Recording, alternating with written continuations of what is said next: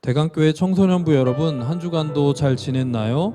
2021년 1월 한 달이 지나갔는데도 우리 친구들과 다 함께 얼굴 보며 예배를 못 드리고 있으니 정말 마음이 답답하고 아쉽기 그지 없습니다. 그래도 오늘 2021년 2월 7일 주일도 청소년부 온라인 예배로 함께 기쁨으로 하나님께 나아갑시다. 오늘도 영과 진리로 하나님께 예배드리겠습니다. 먼저 사도신경으로 함께 신앙 고백하겠습니다. 나는 전능하신 아버지 하나님 천지의 창조주를 믿습니다. 나는 그의 유일하신 아들 우리 주 예수 그리스도를 믿습니다. 그는 성령으로 잉태되어 동정녀 마리아에게서 나시고 본디오 빌라도에게 고난을 받아 십자가에 못 박혀 죽으시고 장사된 지 사흘 만에 죽은 자 가운데서 다시 살아나셨으며 하늘에 오르시어 전능하신 아버지 하나님 우편에 앉아 계시다가 거기로부터 살아있는 자와 죽은 자를 심판하러 오십니다. 나는 성령을 믿으며 거룩한 공교회와 성도의 교제와 죄를 용서받는 것과 몸의 부활과 영생을 믿습니다. 아멘.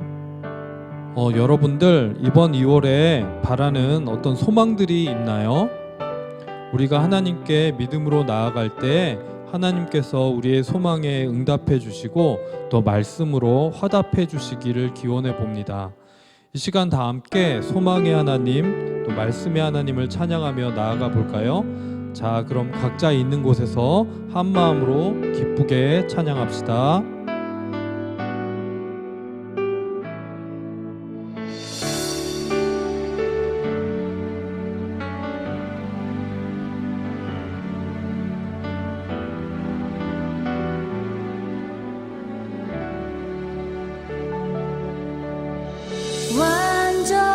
완전하신 나의 주 의의 길로 날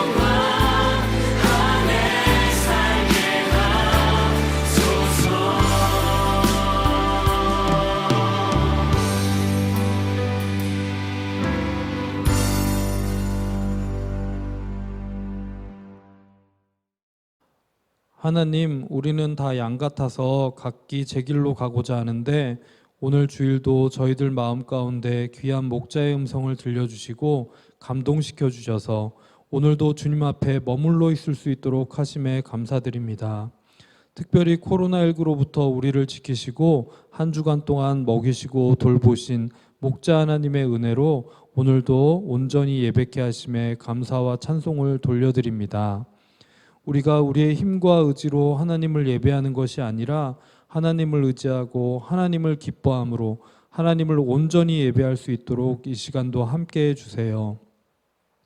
그리고 우리 청소년부 친구들이 어디서 어떻게 예배드리던지 하나님을 맛보고 알아갈 수 있는 귀한 시간이 되기를 원합니다. 그리하여 저희들이 하나님으로 배불러 이번 한 주간의 삶을 거뜬히 감당하고 살아갈 수 있도록 해주세요. 오늘도 우리의 예배를 받으시며 예배 가운데 우리와 함께 해주시는 예수님의 이름으로 기도드립니다. 아멘. 이제는 오늘 우리에게 주시는 하나님의 말씀을 함께 읽도록 하겠습니다. 오늘 본문 말씀은 시편 1편 1절에서 6절 말씀입니다. 그럼 우리 다 같이 한 목소리로 말씀을 봉독하겠습니다. 복 있는 사람은 악인들의 꾀를 따르지 아니하며 죄인들의 길에 서지 아니하며 오만한 자들의 자리에 앉지 아니하고 오직 여호와의 율법을 즐거워하여 그의 율법을 주야로 묵상하는도다. 그는 시냇가에 심은 나무가 철을 따라 열매를 맺으며 그 잎사귀가 마르지 아니함 같으니 그가 하는 모든 일이 다 형통하리로다. 악인들은 그렇지 아니하며 오직 바람에 나는 겨와 같도다. 그러므로 악인들은 심판을 견디지 못하며 죄인들이 의인들의 모임에 들지 못하리로다. 무릇 의인들의 길은 여호와께서 인정하시나 악인들의 길은 망하리로다. 아멘.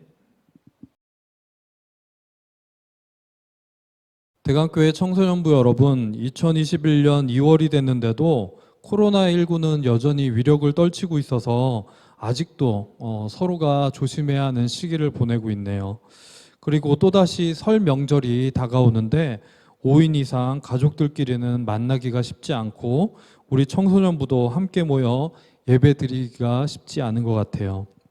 그래도 조금만 더 참고 견디면서 코로나19의 위험으로부터 우리가 완전히 벗어날 때까지 우리 자기 자리를 지키며 밝고 건강하게 잘 지내길 소망해 봅니다. 코로나19 때문에 지난 1년간 우리와 우리 주변에 많은 변화가 있었는데요. 전도사님이 볼 때 그중에 제일 큰 변화는 이건 것 같아요.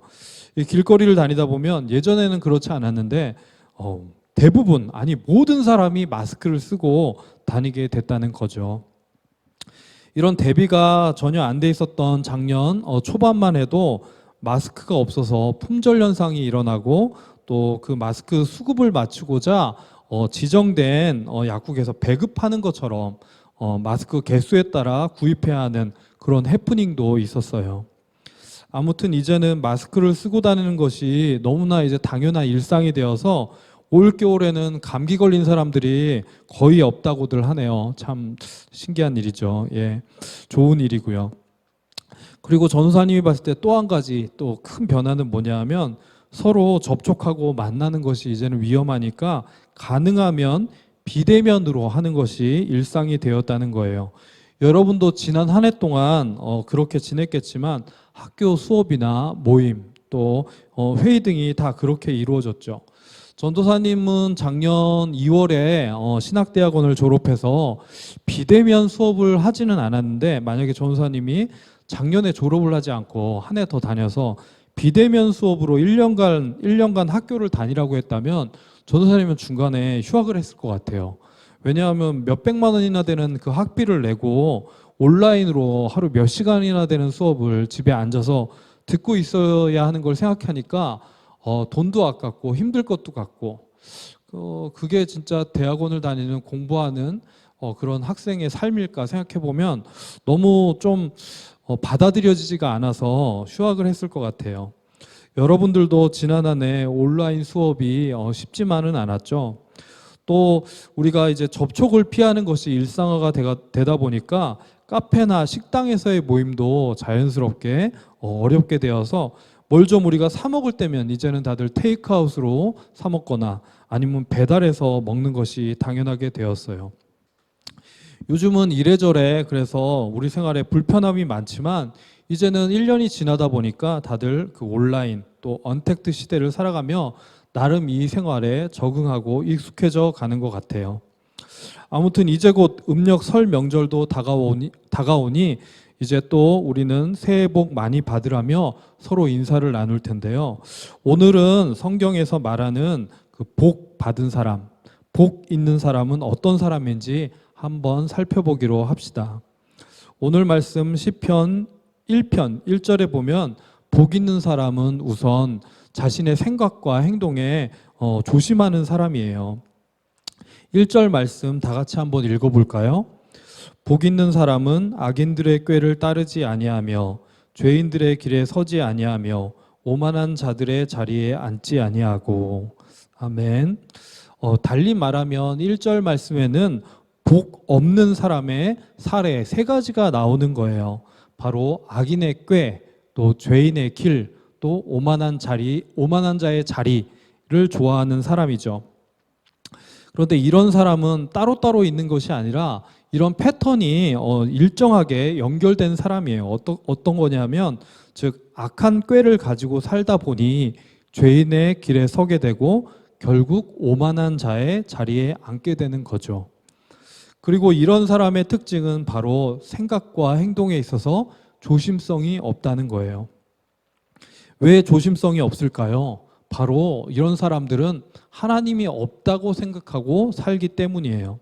하나님이 없다고 생각하니 자기 일을 위해서라면 어떤 꾀라도 내어 살아가고 그렇게 해서 죄인의 길에 오르게 되고 하나님은 물론 나중에는 사람들까지 업신여기고 무시하는 오만한 사람이 되어지는 거죠. 결국 복 없는 사람은 하나님과 사람 앞에서 함부로 살아가는 사람인 것이고 복이 있는 사람은 하나님과 사람 앞에서 조심스럽게 사는 사람이에요. 언행에 조심성이 있는 사람은 성급히 판단하거나 함부로 행동하지 않기 때문에 자신과 타인에게 잘 상처를 주거나 또 상처를 받지 않아요.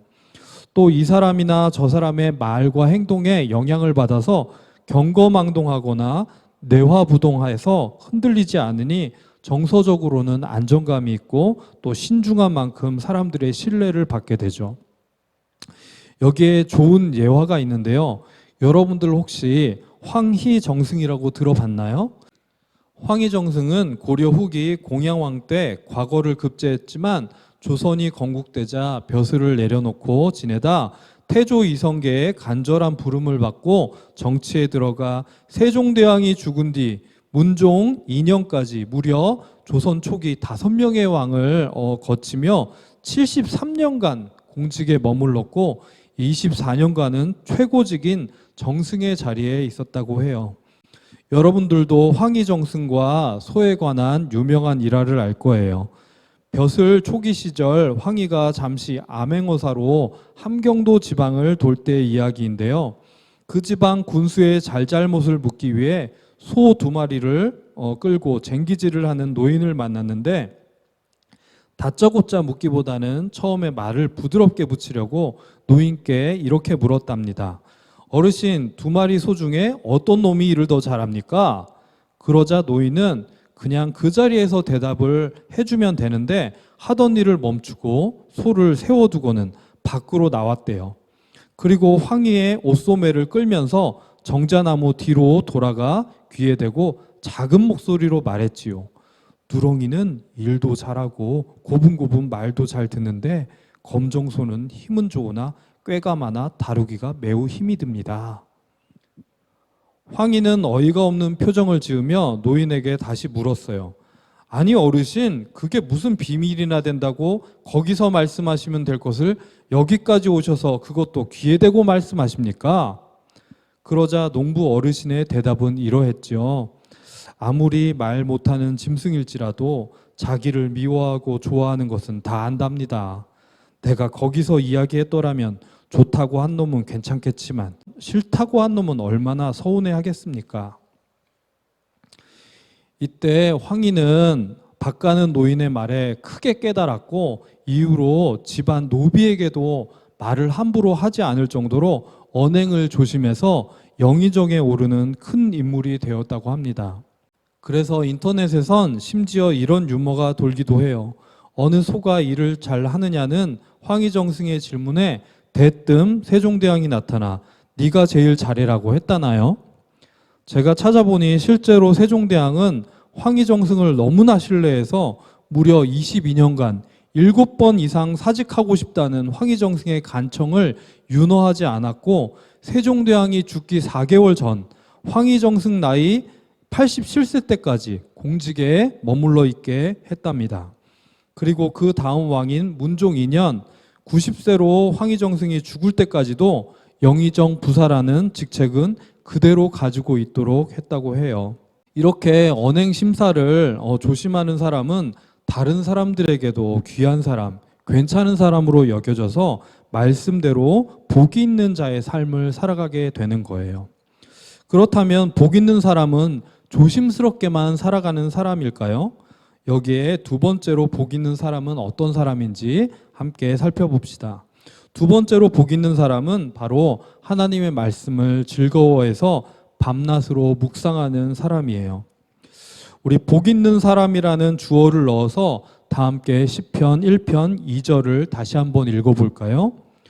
복 있는 사람은 오직 여호와의 율법을 즐거워하여 그의 율법을 주야로 묵상하는도다. 아멘. 그렇다면 복 있는 사람은 왜 하나님의 말씀을 좋아할까요? 그건 바로 하나님의 말씀이 조심스럽게 살아가는 자신의 생각과 행동에 자신감을 주는 원천이 되기 때문이에요.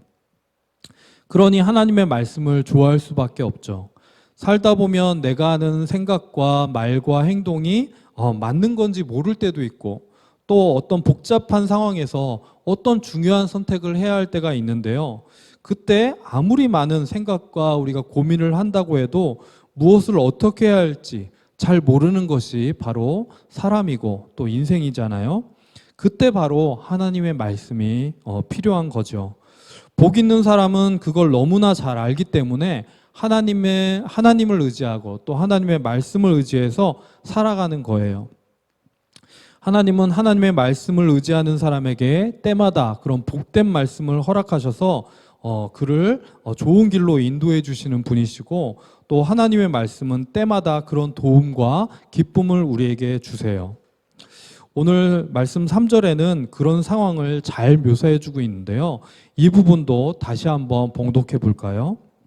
그는 시냇가에 심은 나무가 철을 따라 열매를 맺으며 그 잎사귀가 마르지 아니함 같으니 그가 하는 모든 일이 다 형통하리로다.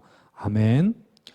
제가 농사짓는 홍성군 홍동면에는 삽교천이라는 하천의 지류가 흘러요. 거기에는 나름 인기 있는 핫플레이스가 있는데요. 바로 삽교천 지류를 따라 벚꽃나무가, 그러니까 벚나무가 쫙 심겨져 있는 곳이에요.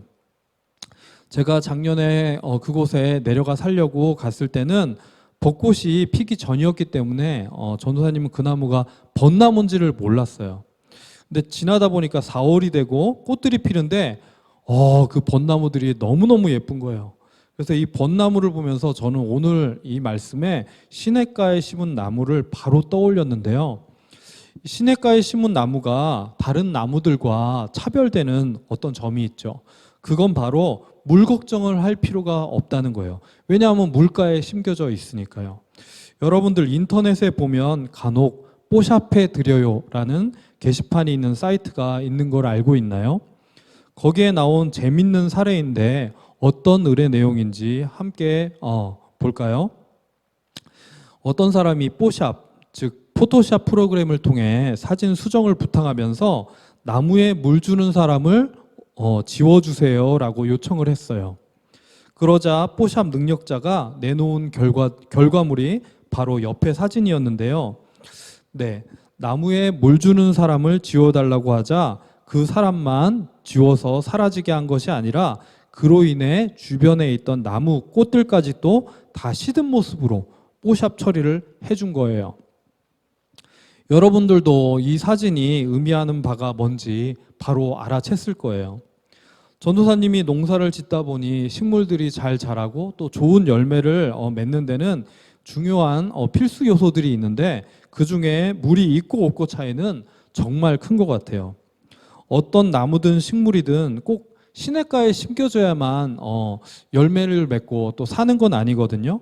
왜냐하면 하늘에서 때때로 비가 내려서 물을 공급해 주기 때문이죠.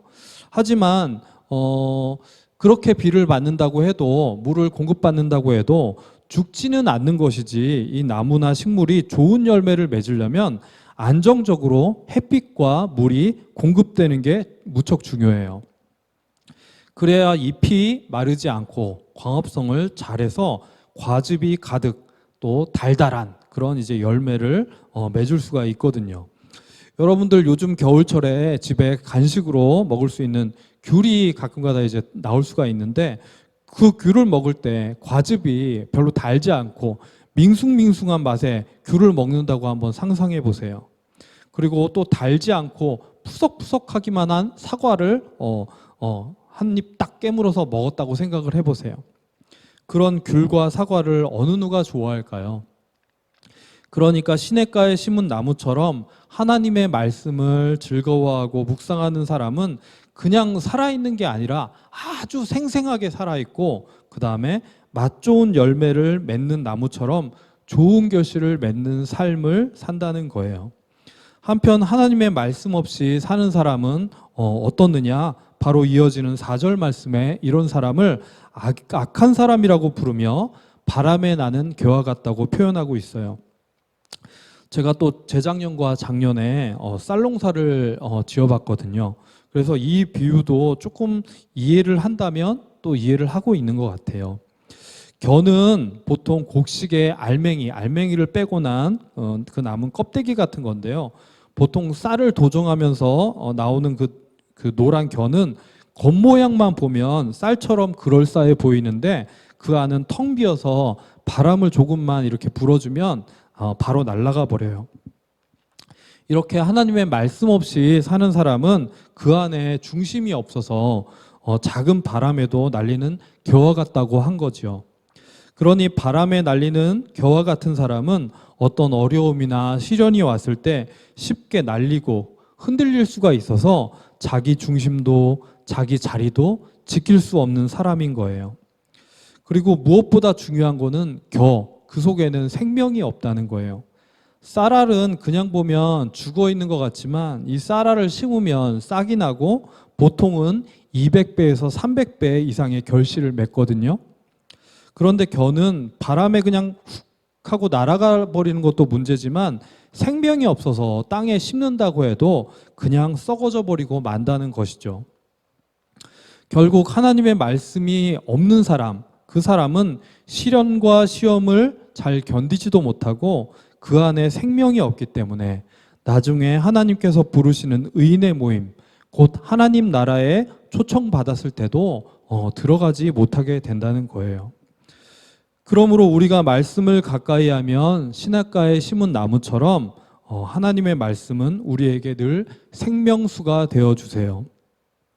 성경은 말씀이 곧 예수님이라고 했어요. 중요한 말씀이니 이 부분은 다 같이 한번 읽어볼까요? 태초에 말씀이 계시니라. 이 말씀이 하나님과 함께 계셨고 이 말씀은 곧 하나님이시니라. 말씀이 육신이 되어 우리 가운데 거하심에 우리가 그의 영광을 보니 아버지의 독생자의 영광이요 은혜와 진리가 충만하더라. 아멘.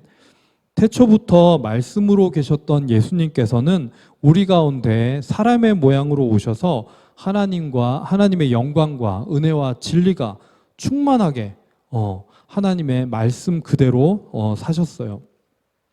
그런 예수님께서 요한복음 4장에 보면 사마리아 여인과의 대화에서 자신을 영생하도록 솟아나는 생수이자 또 샘물이라고 하셨는데요. 그러니까 말씀이 곧 예수님이고 그런 예수님께서 또한 우리의 생명수가 되어주신다는 거죠. 따라서 우리가 말씀을 즐거워하고 또 말씀을 묵상한다는 것은 예수님을 즐거워하고 예수님을 묵상한다는 것과 같은 말이에요. 그리고 우리는 성경 말씀을 보고 묵상함으로 생명수인 예수님을 섭취하고 또 공급받는 거죠. 마치 시냇가에 심겨진 나무처럼요. 여러분들, 우리 몸은 배고프면 집에서 집밥도 해 먹고 또 맛있는 음식들을 배달로 시켜 먹을 수 있지만, 믿음으로 영으로 사는 우리들은 하나님의 말씀이신 예수님을 먹고 마시지 않는다면 우리의 영혼이 얼마나 목마르고 배가 고플까요? 그래서 우리는 시냇가에 심은 나무와 같이 늘 우리 가까이에 하나님의 말씀을 두고 맛보면서 그렇게 살아가야 돼요. 코로나19로 우리가 언제 함께 예배 드릴 수 있을지 확실치 않은 2021년, 그래서 전도사님은 우리 청소년부가 하나님의 말씀인 예수님을 날마다 조금씩이라도 보고 언제든 마시고 먹을 수 있도록 새롭게 청소년부 큐티를 시작하려고 해요.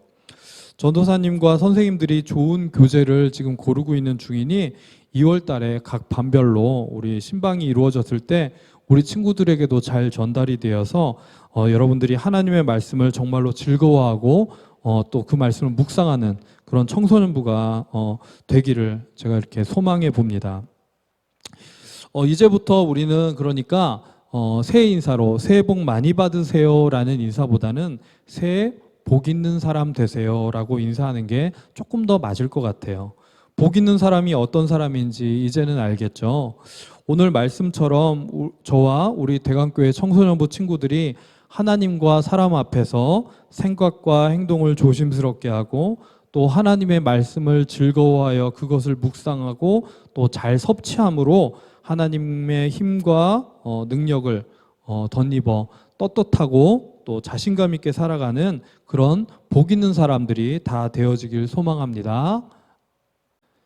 우리 이 시간 말씀을 기억하며 찬양과 기도로 하나님께 나아가겠습니다.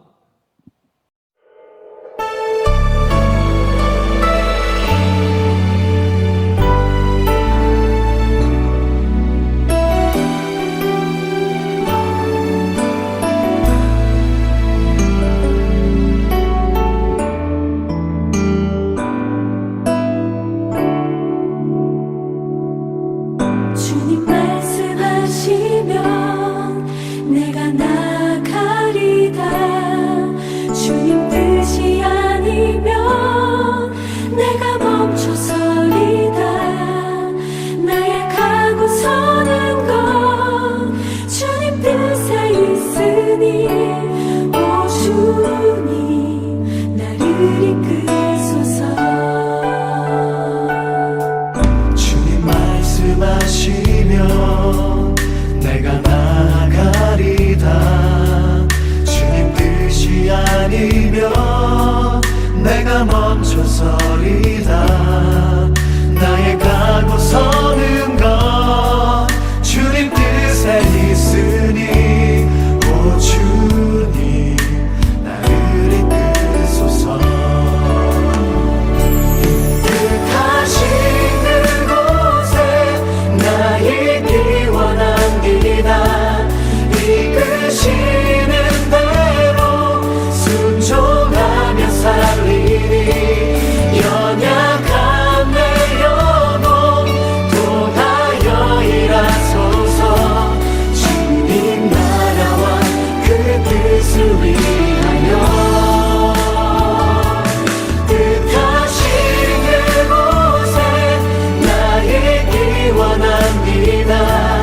이끄시는 대로 순종하며 살리니 연약한 내 영혼 통하여 일하소서.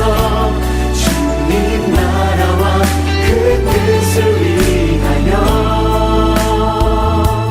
오 주님 나를 이끄소서.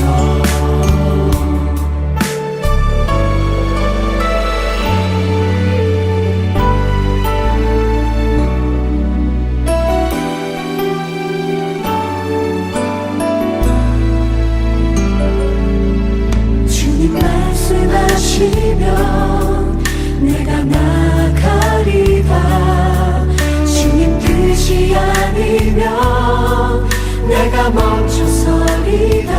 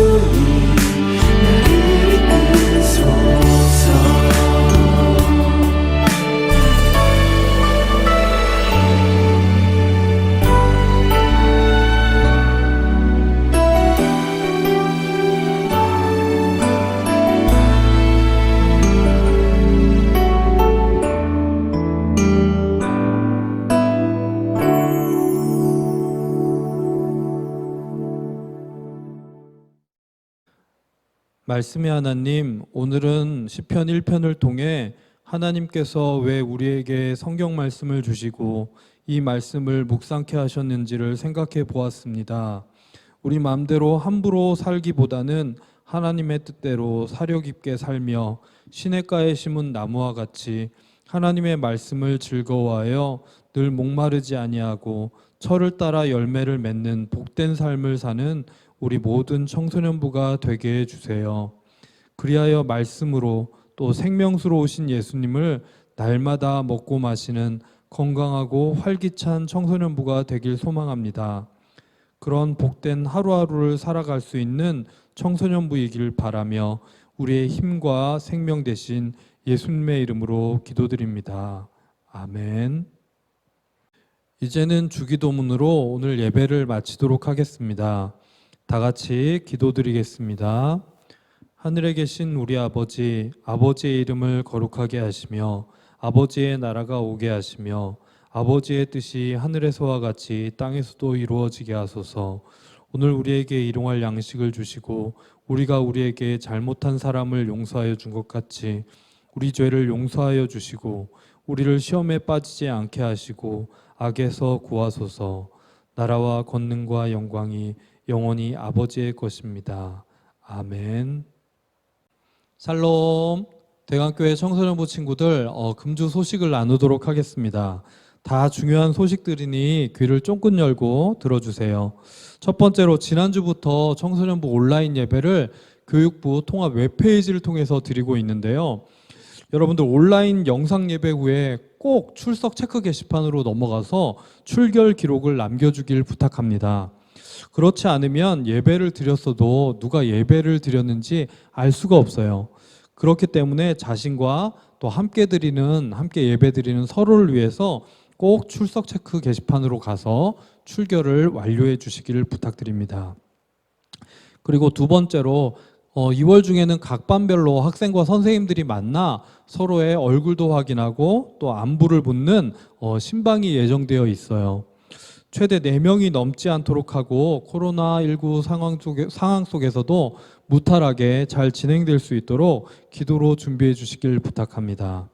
그리고 마지막 소식인데요.